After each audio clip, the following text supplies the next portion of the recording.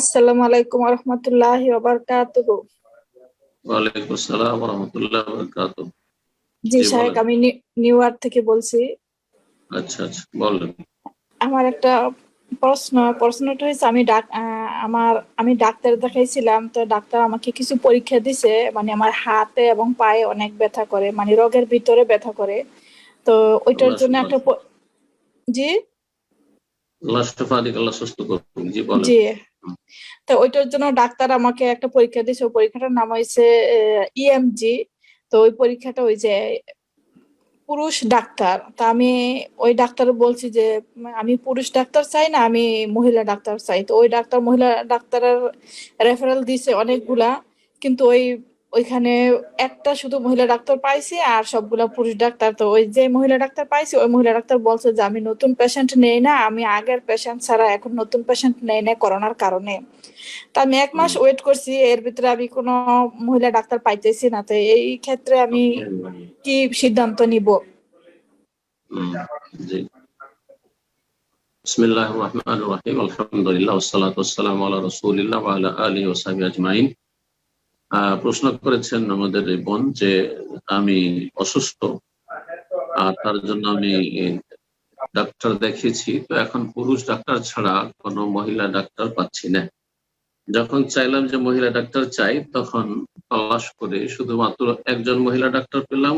তার কাছেও লাইন পাওয়া যাচ্ছে না, সে বলছে আমি নতুন রোগী দেখি না করোনার কারণে। এই পরিস্থিতিতে আমার করণীয় কি? আল্লাহ রাব্বুল আলামিন কোরআনে কারিমে ইরশাদ করেছেন সূরা তাগাবুন, ফাত্তাকুল্লাহা মাসতাতাতুম, তোমরা যথাসাধ্য আল্লাহকে ভয় করো। যথাসাধ্য আল্লাহকে ভয় করো, যতটা ক্ষমতা আছে। ক্ষমতার বাইরে চলে গেলে তখন নিষিদ্ধ কথা কাজও বা আপত্তিকর কথা কাজও তখন জায়েজ হয়ে যায় মানুষের জন্য। রাসূলুল্লাহ সাল্লাল্লাহু আলাইহি ওয়াসাল্লাম বলেছে, এযা আমারতুকুম বিআমরিন ফাতু মিনহু মাসতাতা, তোমাদেরকে যখন কোনো নির্দেশ প্রদান করব তখন যথাসাধ্য সেটা পালন করো। যথাসাধ্য সেটা পালন করো। এই আয়াত এবং হাদিস প্রমাণ করে যতটা আপনার চেষ্টা করার সেটা অবশ্যই করতে হবে। একজন মহিলার জন্য, মহিলা রোগীর জন্য মহিলা ডাক্তার, চিকিৎসক খোঁজ করতে হবে যথাসাধ্য। যদি পাওয়া যায় প্রথম মুসলিম মহিলা খোঁজ করতে হবে। যদি মুসলিম মহিলা না পাওয়া যায় তো অমুসলিম মহিলা মুসলিম পুরুষের তুলনায় মহিলার চিকিৎসার জন্য বেশি অধিকার রাখে। তো সেটাও যদি না পাওয়া যায়, মুসলিম মহিলা ডাক্তারও পেলেন না, অমুসলিম মহিলা ডাক্তারও পেলেন না, তখন মুসলিম পুরুষ ডাক্তারের কাছে যান।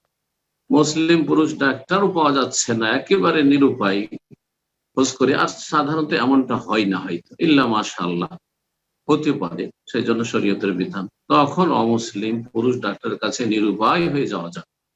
এ হচ্ছে চিকিৎসার ক্ষেত্রে স্তরগুলি কোরআন সুন্নাহর আলোকে, কোরআন সুন্নাহর যে মৌলিক নীতিমালা রয়েছে তার আলোকে।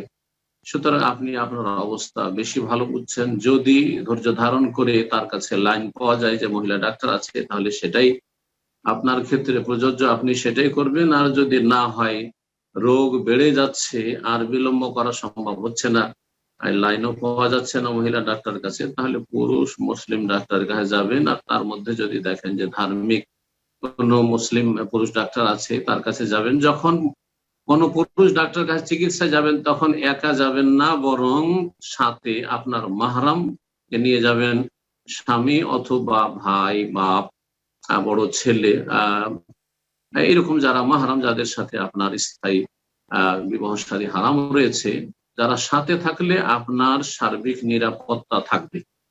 এরকম অঘটন অনেক ঘটছে, কিন্তু এগুলো সোশ্যাল মিডিয়াতে দেখছে না। আর ঘটুক আর না ঘটুক, শরীয়তের বিধান আপন জায়গায় ঠিক আছে। সুতরাং মাহরাম ছাড়া একা একা মহিলারা যে পুরুষ চিকিৎসকের কাছে যায়, সেটা মোটেই জায়েজ না, মোটেই জায়েজ না।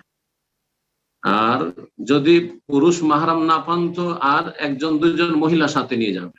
যে কোনো জায়গায় চিকিৎসার ভিতরে নিয়ে যাক আপনাকে, বলে আমার সাথে আরেকজন থাকবে, দিয়ে চিকিৎসা হবে। জি, এইভাবে। আল্লাহ যেন সহজ করে, আল্লাহ যেন আপনাকে শেফা দান করে।